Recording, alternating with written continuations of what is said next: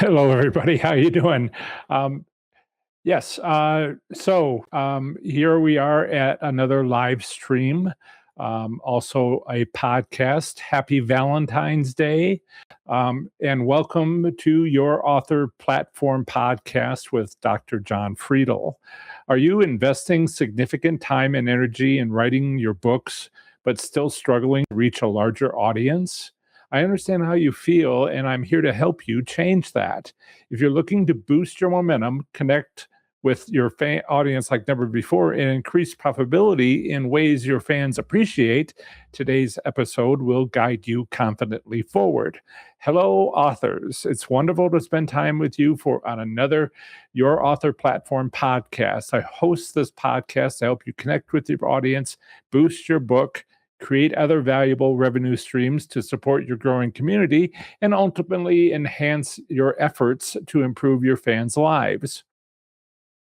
Um, uh, and I hope to positively impact your life today so you can better connect with your fans.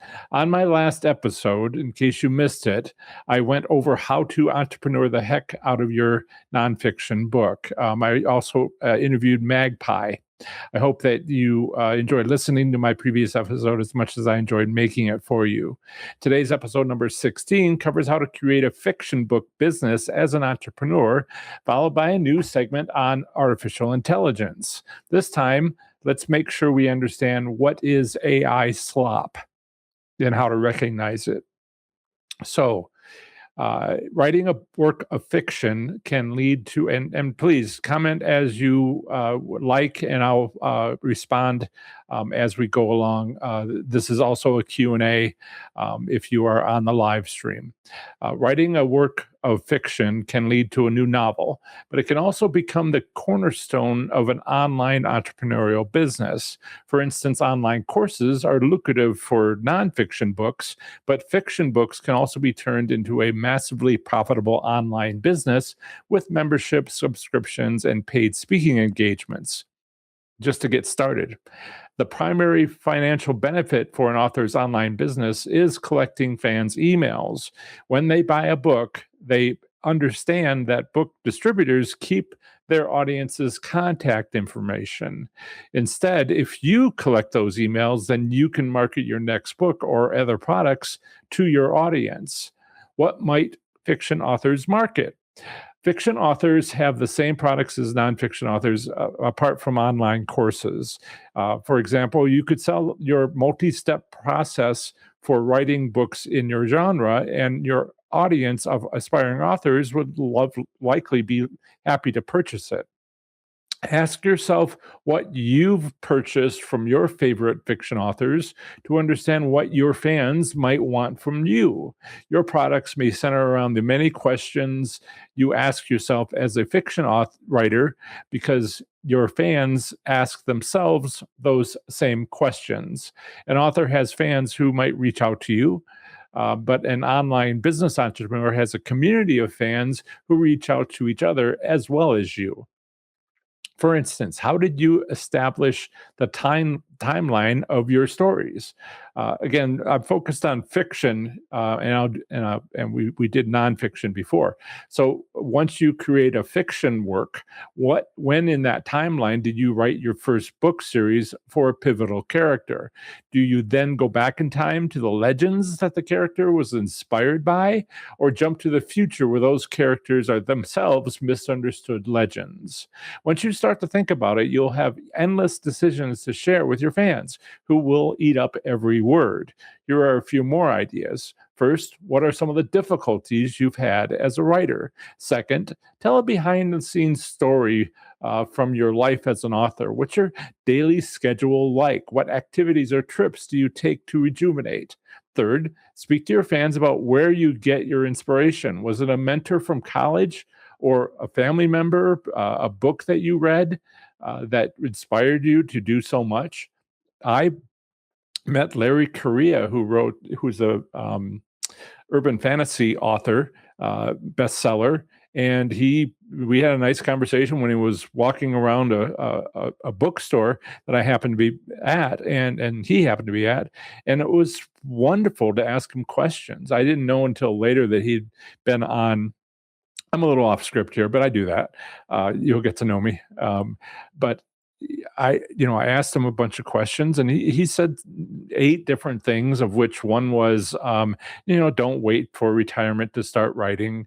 Another one was, everybody has a good book idea. What you're looking for is a great book idea.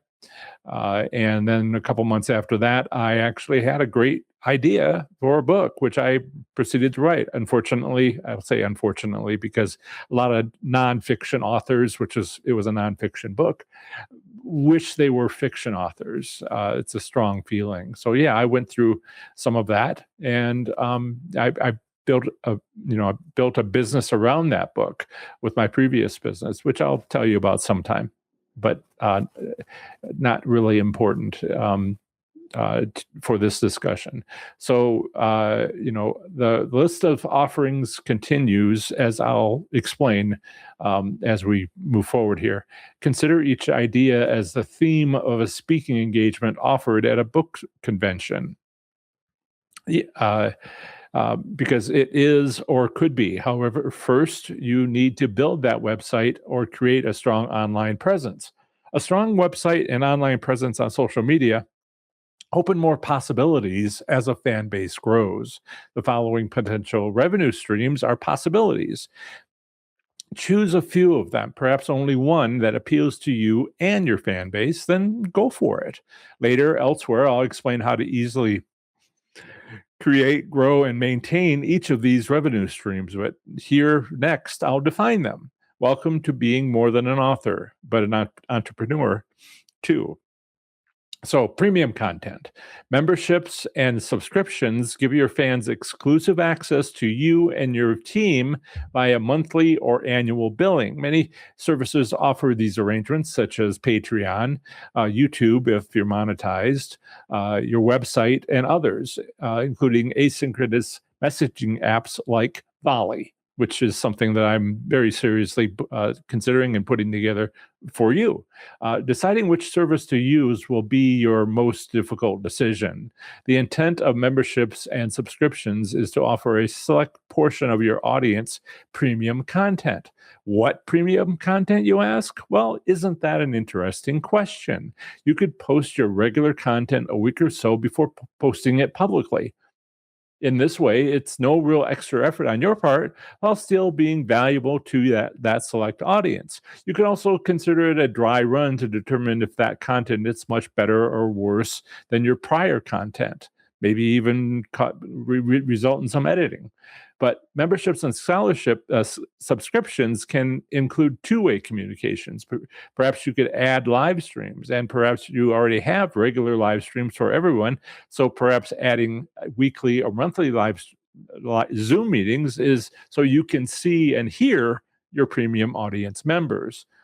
Speaking engagements. In your niche, do your fans physically gather somewhere with in an auditorium where you could offer them an annual speaking engagement? Search for book conventions. Go on stage and speak to your fans, but make sure somebody is recording your presentation. What you want is to be paid for your future speaking engagements, and for that, you need a sizzle reel. For the next speaking engagement, ask to be paid, and as proof, offer your sizzle reel, highlights of your past performances, to justify the payment. The sizzle reel highlights your prior speaking engagements to demonstrate your value.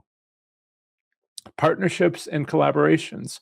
Unless your niche is you alone, partnerships and collaborations are not an option. Are an option. What's the goal here? The intent is to reach another author's or creator's audience by being on their YouTube channel, podcast, website, and more. I demonstrated this with my prior podcast episode and live stream. And their intent is to be introduced to your audience for the benefit of both of you. You have a list of your competitors, right? So send an email to each of them approximately the same size as your channels. Their size has to be similar to yours, asking if they'd like to partner with you on a story or essay. Avoid asking creators with far larger channels than your own. There's no motivation for them to agree. Same as if a channel a tenth your size were to ask you for a collaboration. Sorry, email deleted. Writing a work of fiction can lead to a new novel, but it can also become the cornerstone of an online entrepreneurial business. Fiction books can also be turned into a massively profitable online business with memberships, subscriptions, and paid speaking engagements. So dream big. Sign up on my landing page to complete a questionnaire so that you can try to make this happen here. I put in the live stream, it is in the chat, yourauthorplatform.com/request-interview. My team and I look forward to reviewing your interview request. Again, that link is yourauthorplatform.com/request-interview. Okay, let's move on to the next topic, my AI segment. Thank you to everyone who loved my last AI segment. What is AI? I'm taking that as positive feedback that you want more on how AI works, whether it works, and how it can be a tool that helps authors if they know how to use it effectively. You'll be seeing more content from me where I make just a video on the last topic of what is AI and today's AI slop. So today's segment is about AI slop, Merriam-Webster's Dictionary's Word of the Year 2025. AI slop is an overwhelming amount of AI content, but overwhelming to whom? Well, hopefully not you, since you're listening to this. It's designed to overwhelm search engine algorithms and social media platforms. There's so much of it that it's overwhelming for these systems. And to make as much of it as possible, the people behind these AI tools make no effort toward originality and ignore factual accuracy. All that takes time because quality takes extra work and their goals are attention and profit. Some people call these goals the economy of attention, although I've called it the economy of rage. It can be some other emotions as well, negative emotions, shall we say. Consequently, AI slop has led to a decline in useful online information and in user trust. How many people do you know who have simply stopped viewing social media? Yeah, I know a lot of people like that. And because my channel is about helping authors become entrepreneurs, this degradation of online information makes it harder for you to grow your fan base, your collateral damage. But let's dig into this further. How do you spot AI slop? Think of it as low-quality AI-generated content, meaning images have unusual perfection, like perfect teeth, smiles, and skin. Images have structural areas like distorted hands or text, extra fingers, extra arms, 3 people hugging each other and there's 7 arms. What the heck, man? Repetitive phrasing in both videos and texts, overly formal language, and lack of depth where there's no specific nuanced information. All these are easily spotted if you care to look. Once you start looking, it gets far worse. Otherwise, trust your instincts. If it seems too good to be true, it probably is. I mean, it's amazing that the instincts we've inherited from our ancestors, instincts that kept them alive, are helping us now with artificial intelligence slop. Google search uses statistics to find an answer to your question on the internet. If you want to know what AI slop is, you have to understand what it's replacing. So yes, specifically these statistics are Bayesian statistics. It's a type of probability based on strength rather than frequency. How strong is people's reaction to that element, then the number of times that element is mentioned. I know this is I know this is likely all a bit much. Thomas Bayes was born in 1701 and died at the age of 60. Bayesian statistics as a search engine algorithm didn't become popular until 1950 with the advancement of computer technology. I know, 1950, right? Basically, Bayesian statistics can't easily be done by hand, if at all. But with computers, hello, Google search. But with Google search, AI slop is ruining it because there's so much useless internet content generated by high volume AI misinformation. And what does this mean for authors? Well, check your facts. I've met people who have told me that uh, that they wished AI existed when they took English composition in college. My response was to say it would have been just another chapter in your course syllabus. Using AI to do your homework is how you get expelled from school, as your instructor specifically told you to do your own work. In the long term, I mean, there are ways where you can get inspiration. We'll talk about this another time. In the long term, there may be fewer authors coming forward because they rely on AI to produce content no better than average. And if you are a less than average author, you'll be able to publish an average book with AI, far better than what you could write. But then you'll never become an average writer. You never move up to being an average writer, much less a better than average writer, by not relying on an AI to write your books for you. Next time, I'll cover the AI bubble. I'm looking forward to it. I hope you are too. Sign up for a brief questionnaire so we can make an interview happen between us. Again, go to yourauthorplatform.com/request-interview. And that will be available in the video description and my podcast show notes. My team and I will look forward to seeing and listening to you here. The next Your Author Platform podcast episode will include another presentation on an essential topic for authors. It might even be an interview. I've got one that I'm setting up for Thursday. Hi, Harry. And let's see, Harry has come, and I've been thinking about writing a sci-fi novel. I'm new to this story all in my head. Should I start writing Should I start to write, think later, or think about the full framework and then start writing?